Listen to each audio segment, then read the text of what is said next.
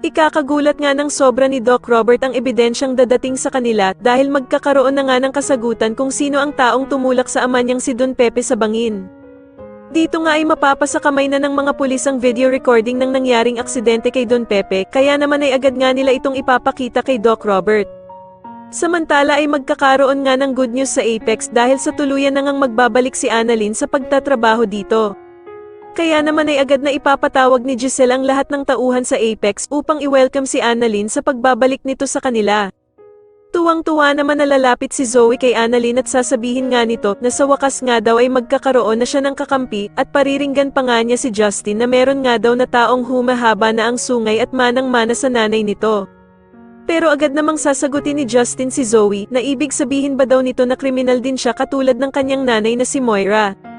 Kaya naman ay agad na namang aawatin ni Annalyn sila Zoe at Justin na malapit na namang magsalpukan.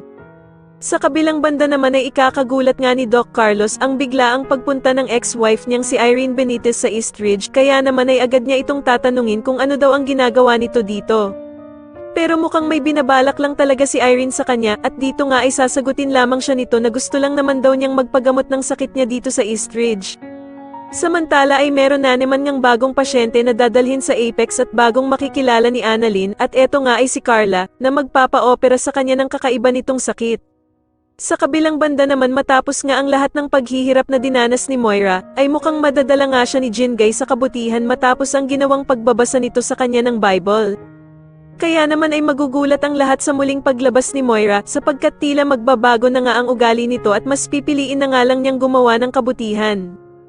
Dito nga ay madadatnan pa ni Ninang ang ginagawang pagdadasal ni Moira at tatanungin niya nga ito kung dumating na daw ba ang perang hinihintay niya sa kanyang sponsor.